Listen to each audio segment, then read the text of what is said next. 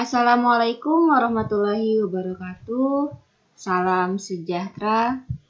Pada kesempatan kali ini kita akan belajar IPA kelas 8 bersama saya Ibu Fitriani SPD. Dan pada kesempatan kali ini kita akan belajar tentang zat aditif dan zat adiktif. Kompetensi dasar: menjelaskan berbagai zat aditif dalam makanan dan minuman, zat adiktif, serta dampaknya terhadap kesehatan. Membuat karya tulis tentang dampak penyalahgunaan zat aditif dan zat adiktif bagi kesehatan. Indikator pencapaian kompetensi: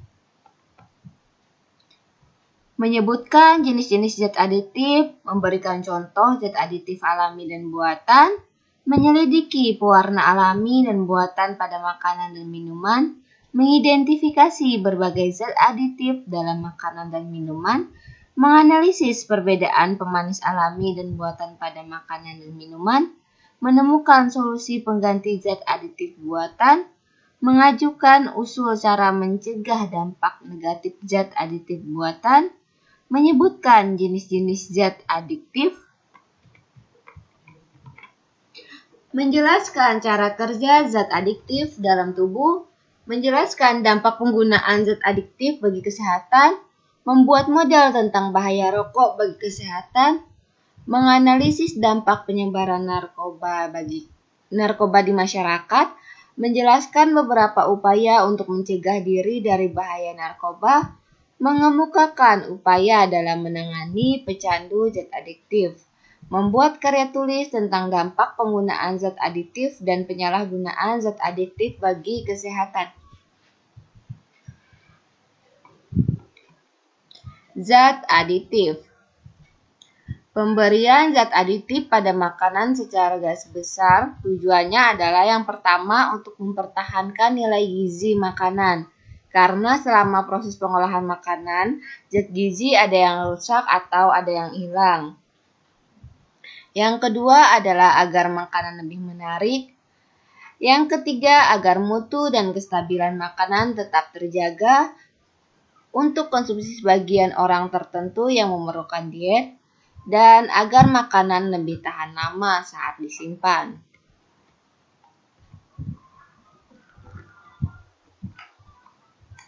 Macam-macam zat aditif. Berdasarkan sumbernya, zat aditif dibedakan menjadi dua macam, yaitu zat aditif alami dan zat aditif sintetis atau buatan. Zat aditif alami yaitu berasal dari alam, tanpa harus disintesis.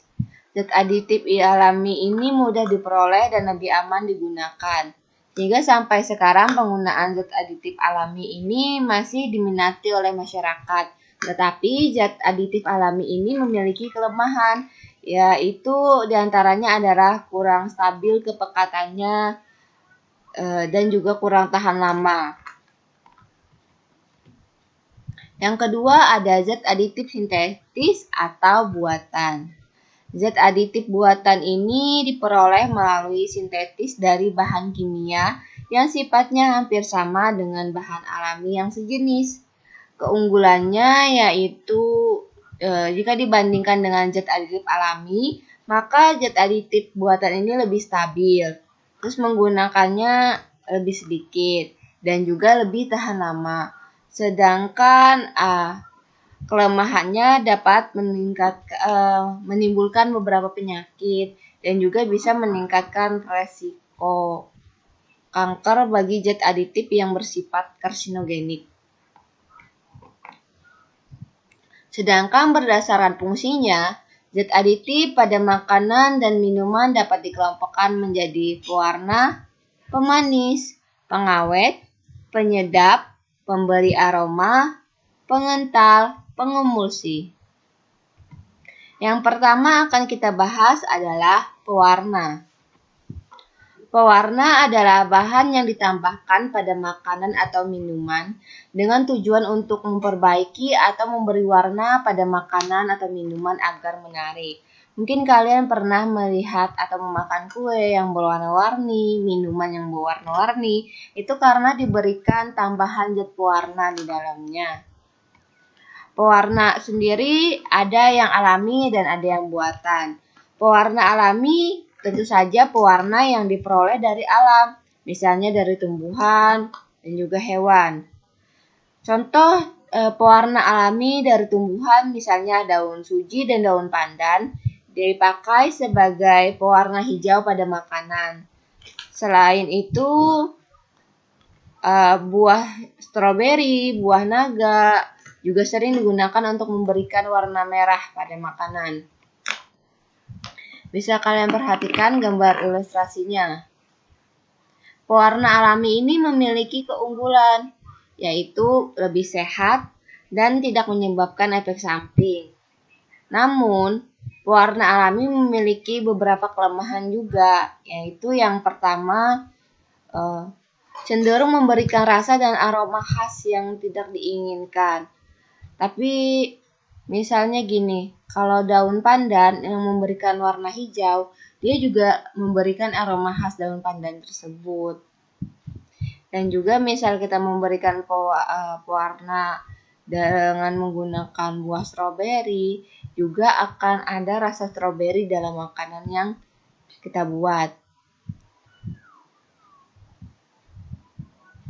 Selain itu, warnanya juga mudah rusak karena pemanasan. Bisa jadi warnanya lebih pudar, kurang kuat atau lebih pucat, dan juga jenisnya ini lebih terbatas. Jenis-jenis pewarna alami antara lain kalau warna ungu bisa kita dapatkan dengan buah murbei, dari bahan buah anggur. Selain itu juga ubi ungu juga bisa. Warna kuning bisa kita dapatkan dari kunyit. Warna oranye bisa kita dapatkan dari wortel. Warna hijau bisa kita dapatkan dari daun suji, daun pandan. Warna coklat bisa kita dapatkan kakao. Warna merah bisa kita dapatkan dari buah naga dan stroberi. Warna hitam bisa dari arang, tapi sebaiknya jangan digunakan arang untuk memberikan warna hitam, karena tidak dianjurkan. Warna buatan diperoleh melalui proses reaksi kimia yang menggunakan bahan yang berasal dari zat kimia sintetis. Biasanya pewarna buatan ini mempunyai struktur kimia yang mirip seperti struktur kimia pewarna alami. Misalnya sendiri apokaroten yang mempunyai warna oranye, mirip dengan warna wortel. Beberapa bahan pewarna sintetis dapat menggantikan pewarna alami. Dan tentu saja jika pewarna sintetis ini digunakan untuk makanan, maka harus kalian pilih pewarna sintetis yang memang buat makanan. Jangan sampai kalian menggunakan pewarna sintetis tekstil atau kain kepada bahan makanan, karena itu akan berbahaya. Jenis-jenis pewarna buatan yang dapat digunakan dalam makanan dan minuman antara lain bisa kalian lihat jenis-jenisnya pada tabel berikut.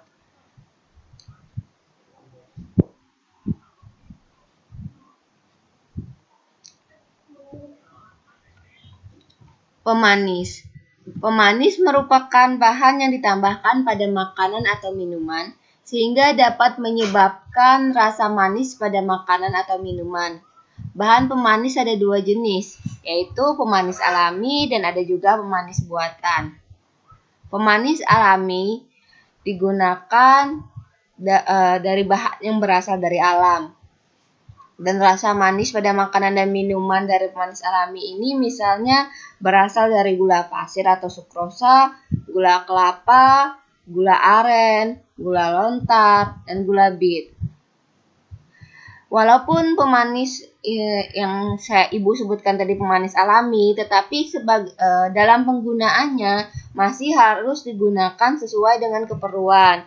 Karena jika digunakan secara berlebihan, pemanis alami juga tidak baik untuk kesehatan tubuh.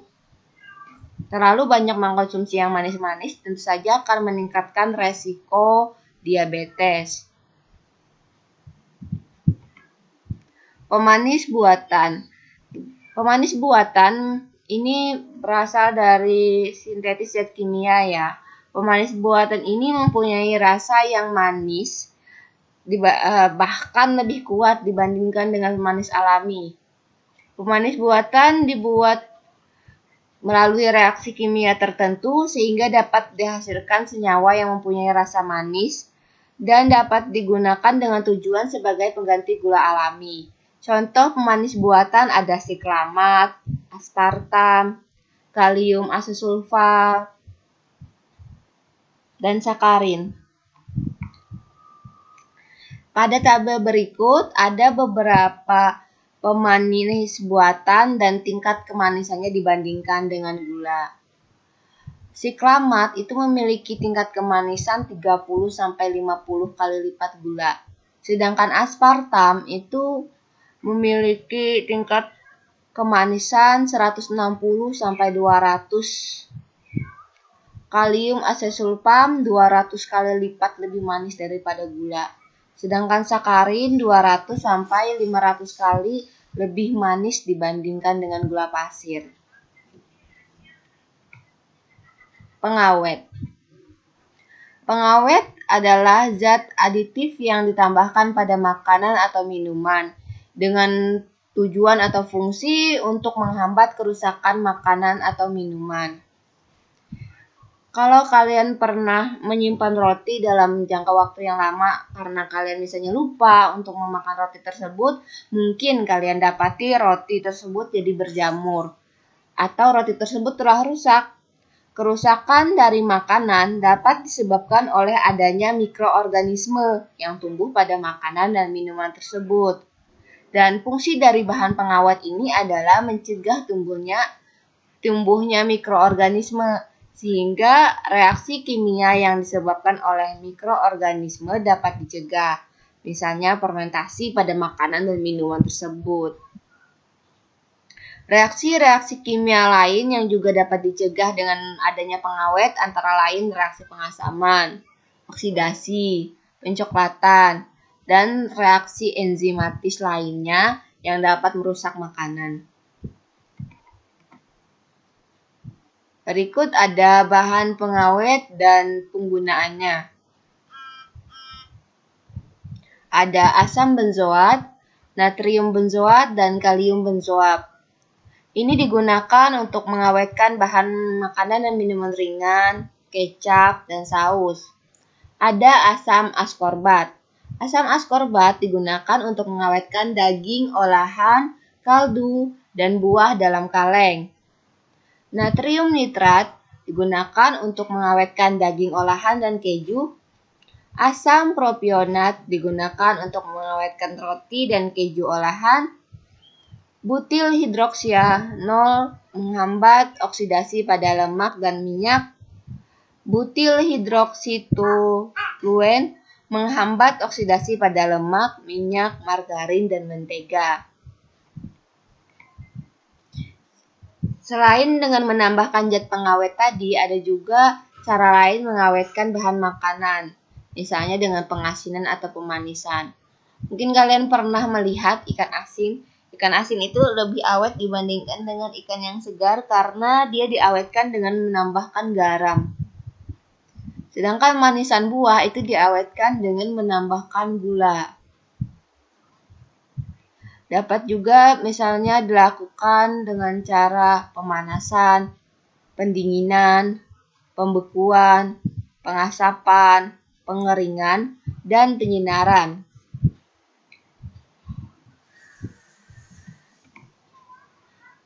Penyedap.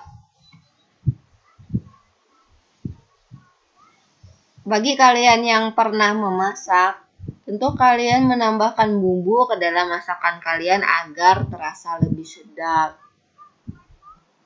Penyedap makanan adalah bahan tambahan makanan yang digunakan untuk meningkatkan cita rasa makanan. Dan penyedap alami yang umum digunakan misalnya garam, bawang putih, bawang merah, cengkeh, pala, merica, cabai, laos, kunyit, ketumbar, serai, dan kayu manis, dan bumbu-bumbu dapur lainnya. Adapun pada makanan yang berkuah, bisa juga ditambahkan dengan kaldu, entah ini kaldu dari daging, tulang, atau kaldu dari ayam.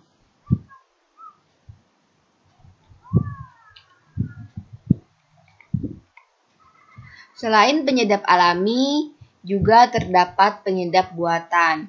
Penyedap buatan yang umum digunakan pada makanan adalah petsin atau micin, yang mengandung senyawa monosodium glutamat atau mononatrium glutamat. Senyawa ini dibuat dari fermentasi tetes tebu dengan bantuan bakteri Micrococcus glutamicus. Tapi penggunaannya harus sesuai dengan aturan, tidak boleh berlebihan. Karena kalau berlebihan tentu saja tidak baik untuk kesehatan dan bisa mengakibatkan penyakit. Pemberi aroma. Pemberi aroma adalah zat yang memberikan aroma tertentu pada makanan atau minuman. Dan tentu saja menambahkan zat pemberi aroma dapat menyebabkan atau menimbulkan daya tarik pada makanan dan minuman. Zat pemberi aroma sendiri ada yang berasal dari bahan alami, ada juga yang buatan. Bahan alami misalnya ekstrak buah nanas, ekstrak buah anggur, minyak atsiri, dan vanili. Adapun bumbu dapur yang juga bisa menambah aroma dari makanan, misalnya daun jeruk purut dan juga serai. Pembawa atau pemberi aroma yang merupakan zat sintetis disebut dengan essence. Misalnya amil kaproat untuk aroma apel, amil asetat aroma pisang ambon, etil butirat aroma nanas, vanilin aroma vanili, dan metil antranilat aroma buah anggur. Pengental. Pengental adalah bahan tambahan yang digunakan untuk menstabilkan, memekatkan, atau mengentalkan makanan yang dicampurkan dengan air sehingga membentuk kekentalan tertentu. Bahan pengental alami misalnya pati, gelatin, gum, agar-agar, dan alginat. Berikut adalah contoh. Yang pertama itu gambar A adalah gambar tepung pati yang merupakan salah satu bahan pengental alami. Sedangkan B itu adalah kuah capcay. Dan kuah capcay ini ditambahkan dengan larutan pati sehingga kuah capcay tersebut menjadi lebih kental. Pengemulsi. Pengemulsi adalah bahan tambahan yang dapat mempertahankan penyebaran atau dispersi lemak dalam air dan sebaliknya. Minyak dan air tidak saling bercampur, namun bila ditambahkan sabun kemudian diaduk, keduanya dapat dicampur. Nah, sabun itu adalah contoh dari zat pengemulsi. Sedangkan contoh zat pengemulsi pada makanan adalah lecitin yang terkandung dalam kuning telur maupun dalam kedelai. Lecitin banyak digunakan dalam pembuatan mayones dan mentega. Apabila tidak ditambahkan zat pengemulsi, maka lemak dan air pada mayones dan mentega ini akan terpisah. Bisa kalian lihat gambar pada A itu adalah gambar mayones, sedangkan gambar bagian B itu adalah gambar mentega. Sekarang kita lanjut ke materi zat adiktif. Zat adiktif. Tahukah kalian apa itu zat adiktif? Zat adiktif adalah zat-zat yang apabila dikonsumsi dapat menyebabkan ketergantungan atau adiksi, atau keinginan untuk menggunakannya secara terus-menerus. Istilah lainnya adalah ketagihan. Zat adiktif yang alami yang biasa dikonsumsi adalah kafein. Dan kafein ini ada dalam kopi dan juga ada dalam teh. Setelah minum kopi, biasanya orang terasa lebih segar. Dan ini disebabkan oleh kerja kafein. Dan orang yang terbiasa meminum kopi itu jika tidak minum kopi mungkin akan merasa pusing karena ada rasa ketergantungan terhadap kafein yang terkandung di dalam kopi tersebut. Selain kafein, ada beberapa zat adiktif lainnya. Zat adiktif dapat dikelompokkan menjadi 3, yaitu narkotika, psikotropika, dan zat psikoaktif lainnya. Yang pertama akan kita bahas adalah narkotika. Narkotika merupakan zat berbahaya yang tidak boleh digunakan tanpa pengawasan dokter. Penggunaan narkotika tanpa pengawasan dokter adalah melanggar hukum. Narkotika adalah zat atau obat yang berasal dari tanaman yang dapat menyebabkan penurunan atau perubahan kesadaran, menghilangkan atau mengurangi rasa nyeri, dan menyebabkan ketergantungan bagi penggunanya. Narkotika dapat dikelompokkan menjadi 3 golongan berdasarkan potensi dalam menyebabkan ketergantungannya. Narkotika golongan 1 sangat berbahaya karena berpotensi sangat tinggi menyebabkan ketergantungan. Misalnya yaitu heroin atau putau, kokain, dan ganja. Narkotika golongan 2 berpotensi tinggi dalam menyebabkan ketergantungan dan dapat digunakan sebagai pilihan terakhir dalam pengobatan, misalnya morfin, petidin, dan metadon.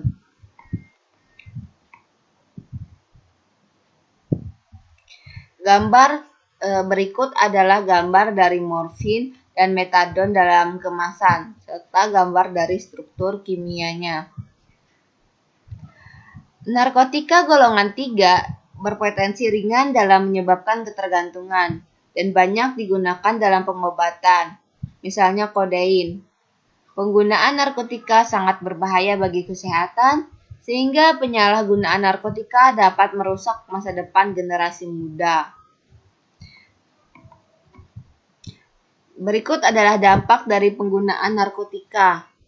Penggunaan heroin, morfin, opium, dan kodein dalam jangka pendek dapat menghilangkan rasa nyeri, ketegangan berkurang, rasa nyaman, diikuti perasaan seperti mimpi dan mengantuk. Penggunaan jangka panjang dapat menyebabkan ketergantungan, meninggal karena overdosis, menyebabkan sembelit, gangguan siklus menstruasi, dan impotensi. Jika penggunaannya menggunakan jarum suntik yang tidak steril, maka juga akan beresiko tertular berbagai jenis penyakit berbahaya, contohnya hepatitis dan HIV/AIDS.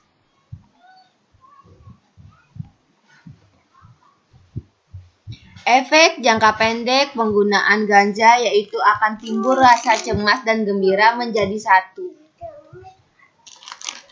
Banyak berbicara, tertawa terbahak-bahak, halusinasi, berubahnya perasaan waktu, di mana waktu yang lama dikira sebentar, dan juga ruang, di mana ruang yang jauh akan dikiranya dekat. Peningkatan denyut jantung, mata merah, mulut dan tenggorokan kering. Penggunaan ganja dalam jangka panjang dapat menyebabkan daya pikir berkurang, motivasi turun drastis, perhatian ke lingkungan sekitar berkurang, radang paru-paru, daya tahan tubuh menurun, dan gangguan sistem peredaran darah. Efek jangka pendek penggunaan kokain yaitu rasa percaya diri meningkat, banyak bicara, rasa lelah hilang, kebutuhan tidur berkurang, dan halusinasi penglihatan serta perabaan. Efek jangka panjang yaitu kurang gizi, anemia, kerusakan pada hidung, dan gangguan jiwa. Psikotropika. Psikotropika ini dapat dikelompokkan menjadi 4 golongan berdasarkan potensi dalam menyebabkan ketergantungan. Ada golongan 1, golongan 2, golongan 3, dan golongan 4. Psikotropika golongan 1 berpotensi sangat kuat menyebabkan ketergantungan.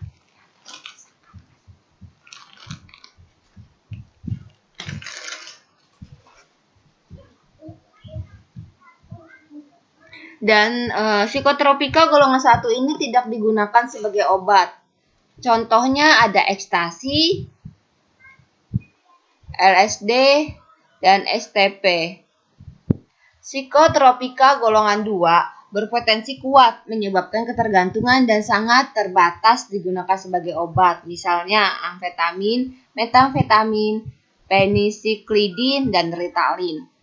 Psikotropika golongan 3 berpotensi sedang menyebabkan ketergantungan dan banyak digunakan sebagai obat, misalnya pentobarbital dan flunitrazepam.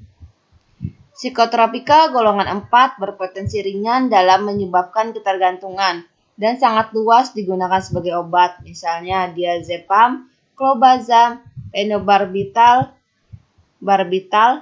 clorazepam, nitrazepam. Berikut adalah contoh dari nitrazepam yang digunakan sebagai obat tidur.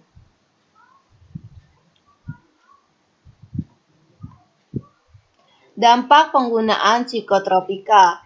Penggunaan ekstasi dan juga sabu dalam jangka pendek dapat menyebabkan terjaga atau tidak tidur, rasa riang, perasaan melambung, rasa nyaman, dan meningkatkan keakraban. Namun, setelah itu akan timbul rasa tidak enak, murung, nafsu makan hilang, berkeringat, rasa haus, badan gemetar, jantung berdebar, dan tekanan darah meningkat. Dalam jangka panjang dapat menyebabkan kurang gizi, anemia, penyakit jantung, gangguan jiwa, dan pembuluh darah di otak dapat pecah sehingga mengalami stroke atau gagal jantung yang mengakibatkan kematian. Zat psikoaktif lainnya. Selain narkotika dan psikotropika, terdapat zat atau obat lain yang berpengaruh terhadap kerja sistem saraf pusat. Dan jika disalahgunakan atau dikonsumsi dalam jumlah besar, dapat menimbulkan dampak yang berbahaya bagi kesehatan tubuh. Zat psikoaktif lainnya ini antara lain alkohol, nikotin, dan kafein. Jenis alkohol yang banyak digunakan yaitu etanol. Zat ini dapat diperoleh secara alami melalui fermentasi glukosa dengan ragi. Bila seseorang meminum minuman beralkohol, hal ini mengakibatkan kandungan alkohol dalam darahnya akan tinggi, sehingga orang tersebut mabuk dan mengalami penurunan kesadaran. Oleh sebab itu, orang yang mabuk tidak boleh mengendarai kendaraan. Selain etanol, salah satu jenis alkohol yaitu metanol, yang biasa digunakan pada industri sebagai pelarut zat tertentu. Dalam kehidupan sehari-hari, metanol digunakan atau dikenal dengan nama spiritus. Zat ini sangat beracun dan bila terminum dapat memutuskan saraf mata, sehingga seseorang tersebut menjadi buta atau bahkan meninggal dunia. Selanjutnya ada nikotin. Nikotin terdapat dalam daun tembakau. Dan daun tembakau ini biasanya digunakan sebagai bahan pembuatan rokok. Akibatnya, orang yang merokok ini dapat lebih tahan kantuk atau lebih aktif. Namun, merokok berbahaya bagi kesehatan karena dapat menyebabkan kanker tenggorokan dan kanker paru-paru. Dan sudah tidak asing lagi peringatan yang ada dalam kemasan merokok. Di situ terlihat atau tertulis peringatan, merokok dapat membunuhmu. Selanjutnya ada kafein. Kafein ini merupakan zat yang secara alami terdapat di kopi. Selain itu juga terdapat dalam teh. Hanya saja kadar kandungan kafein di dalam teh itu jauh lebih sedikit daripada kafein dalam kopi. Meskipun kafein ini termasuk zat psikoaktif, namun tidak dilarang dalam penggunaannya. Umumnya dikonsumsi dengan tujuan supaya tidak mengantuk. Sehingga Hal ini disebabkan karena kafein itu merupakan memberikan stimulus yang mampu meningkatkan kerja otak. Meskipun konsumsinya tidak dilarang, tetapi harus ingat, konsumsi kafein dianjurkan secukupnya saja, tidak boleh berlebihan. Karena kalau berlebihan juga pasti berakibat yang tidak baik untuk kesehatan. Berikut dampak penggunaan zat psikoaktif lainnya. Inhalasia dapat menyebabkan kematian mendadak akibat kekurangan oksigen atau karena ilusi, halusinasi, dan persepsi yang salah. Misalnya, merasa dapat terbang, akhirnya loncat dari gedung. Kemudian, penggunaan inhalasia jangka panjang dapat menyebabkan kerusakan otak, paru-paru, ginjal, dan juga jantung.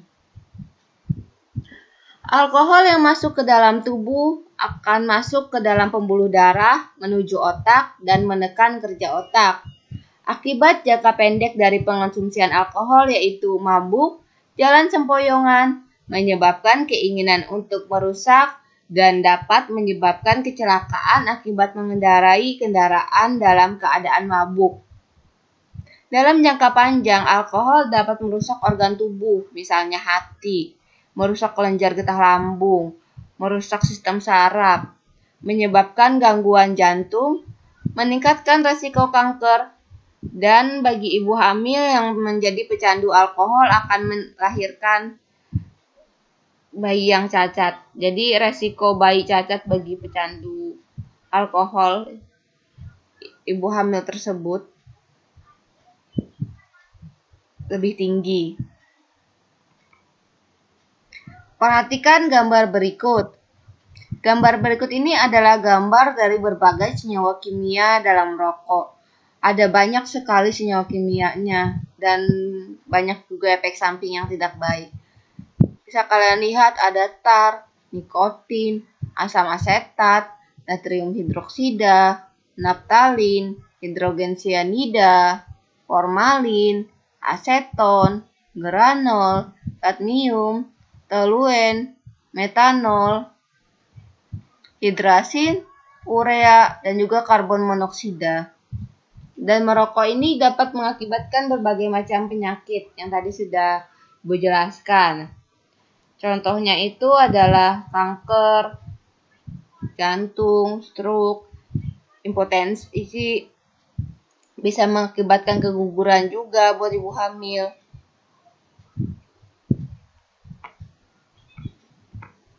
Upaya pencegahan diri dari bahaya narkoba. Ada banyak upaya dan di sini hanya akan Ibu sebutkan 4. Yang pertama adalah meningkatkan hubungan keharmonisan rumah tangga. Karena hubungan rumah tangga yang harmonis antara saudara, orang tua, dan juga hubungan komunikasi yang baik itu dapat mengurangi resiko penyalahgunaan narkotika dan zat aditif. Yang kedua, memperbanyak kegiatan yang bermanfaat dan positif, sehingga kita terhindar dari hal-hal yang negatif. Yang ketiga, memilih pergaulan dengan teman yang baik.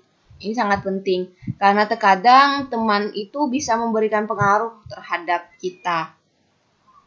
Dan tidak mudah pula terpengaruh oleh bujukan orang lain, termasuk bujukan teman sebaya. Jadi kalau ada orang yang memberikan bujukan, rayuan-rayuan untuk menggunakan zat-zat terlarang tadi atau narkoba itu sebaiknya ditolak. Dan memang bukan cuma sebaiknya, tapi memang seharusnya ditolak. Yang keempat adalah meningkatkan iman dan takwa kepada Tuhan Yang Maha Esa. Karena orang yang beriman dan bertakwa kepada Tuhan tentu saja akan menghindari hal-hal yang dilarang oleh Tuhan. Salah satunya adalah membahayakan diri sendiri dengan menggunakan narkoba.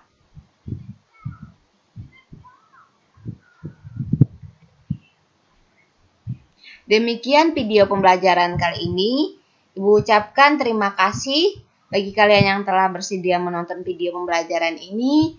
Dan saya ucapkan mohon maaf atas segala kesalahan, kekurangan, ataupun kehilapan yang terdapat dalam video pembelajaran ini. Video pembelajaran ini saya akhiri dengan ucapan wassalamualaikum warahmatullahi wabarakatuh. Salam sehat, tetap semangat.